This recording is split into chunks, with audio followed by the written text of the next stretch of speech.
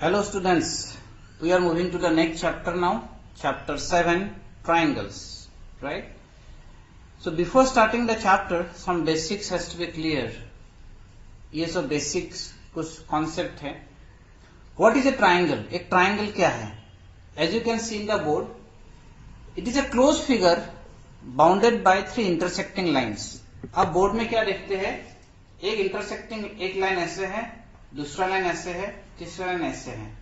So these three lines they intersect A, B and C. ये तीन point में intersect किए हैं, right? So this A, B, C, it is a triangle. तो बहुत लोगों को इसमें डाउट हो जाता है कि ट्राइंगल का मतलब ये एरिया है और ये साइड्स है, ये वर्टाइसेस है. एक्चुअली ट्राइंगल का मतलब क्या है, राइट? एक्चुअली ट्राइंगल का मतलब है ओनली द साइड्स. आपका जब ए बी बी सी ए सी ये तीनों साइड ही आपका ट्राइंगल है.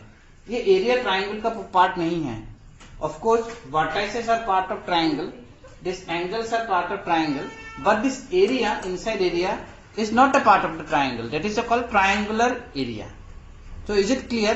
अगर कोई बाद में आपको पूछे ट्राइंगल का मतलब क्या है, बहुत लोग क्या बोलते हैं, it is A area bounded by three side ऐसे बोलते हैं. आप लोग ये मत बोलना. एरिया सब ट्राइंगुलर एरिया अलग चीज होता है, ट्राइंगल अलग चीज है. जब ट्राइंगल की बात बोलते हैं we should say it is a close figure bounded by three intersecting lines. तो ये हो गया ट्राइंगल. तो आपके जो सिलेबस में है पहला टॉपिक है कॉन्ग्रुएंसी. तो व्हाट इज कॉन्ग्रुएंसी?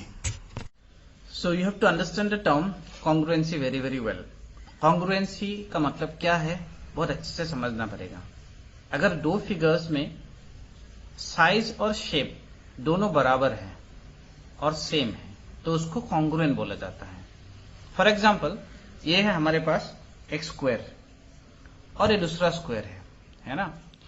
तो हम क्या देखेंगे, इन दोनों का शेप सेम है, देखने में एक जैसा लगता है, लेकिन साइज बराबर नहीं है इसका, क्योंकि एक दूसरे को ओवरलैप नहीं कर रहा है completely. Alright, so this two are not congruent figures. But suppose I take another square which is of the same shape which will completely overlap the other square like this, right? एक दूसरे को पूरा overlap करेगा. तो हम बोल सकते हैं this is a case of two congruent squares. Similarly you take a triangle, this is a right angle triangle और this is also a right angle triangle. दोनों राइट एंगल ट्राइंगल हैं, लेकिन एक दूसरे को इसमें ओवरलैप नहीं कर पा रहे हैं. तो ऑल्दो दोनों का शेप देखने में सेम है लेकिन साइज बराबर नहीं है, तो कॉन्ग्रुएंट नहीं है. तो इसका कॉन्ग्रुएंट कौन सा ट्राइंगल होगा? जो ट्राइंगल का शेप और साइज दोनों बराबर होंगे, तो ऐसे कंप्लीटली ओवरलैप कर जाएंगे. ओके. और अगर दो ट्राइंगल आपका कॉन्ग्रुएंट है तो कॉरेस्पॉन्डिंग पार्ट्स भी इक्वल होंगे. कॉरेस्पॉन्डिंग पार्ट्स का मतलब क्या है? इस ट्राइंगल का ये हाइपोटेन्यूज है तो दोनों का हाइपोटेन्यूज का लेंथ सेम होंगे, दोनों का बेस सेम होंगे और परपेंडिकुलर सेम होंगे. तो इसको बोलते हैं corresponding parts of congruent figures, right? जो सीपीसीटी बोलते हैं, तो जिसको हम फ्यूचर में अभी यूज करेंगे. So I hope you are clear about what are congruent figures. Congruent figure का मतलब क्या है शायद आप लोग समझ गए होंगे. तो उसके बाद आपके सिलेबस में जो टॉपिक है वो है criteria for congruence of triangle. कि दो ट्राइंगल कब कॉन्ग्रुएंट होंगे उसका कुछ क्राइटेरिया है, तो उस क्राइटेरिया को हमें हम डिस्कस करेंगे. तो we have the first axiom here. पहला एक्सियम क्या है? Axiom 7.1 in text book, SAS congruence rule. उसका मतलब क्या है? Side angle side congruence rule. ये रूल क्या बताता है? If in two triangles two sides and the angle included between the two sides are equal, then the triangles are congruent.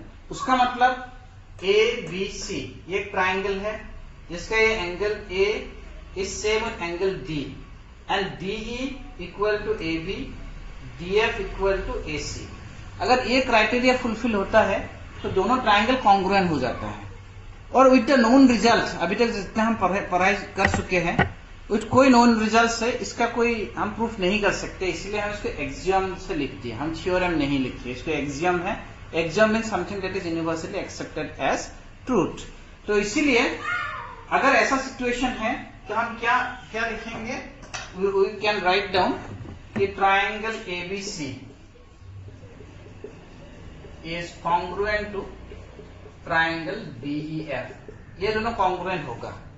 और आपको कॉमन सेंस से भी सोच सकते हो, सपोज ए बी और डी सेम है, ए सी डी एफ सेम है और एंगल फिक्स्ड है, उसका मतलब क्या होगा, ये B C must be equal to E F, नहीं तो ये सिचुएशन तो पॉसिबल ही नहीं है, क्योंकि ये दोनों फिक्स्ड है। उसका मतलब इसको हम ऐसे कम ज्यादा नहीं कर सकते, अगर बढ़ा देंगे तो भी ई एफ बढ़ जाएगा, अगर इसको घटा देंगे तो ई एफ घट जाएगा। लेकिन एंगल दोनों अगर इक्वल है ए एंड बी, तो that means this angles are fix कर दिए, साइड दोनों को फिक्स कर दिए, तो तीसरा साइड तो फिक्स होना ही है, सेम होना ही है। तो इसीलिए this is the first criteria for congruence of triangle, that is S से S congruence rule. I hope you understand this.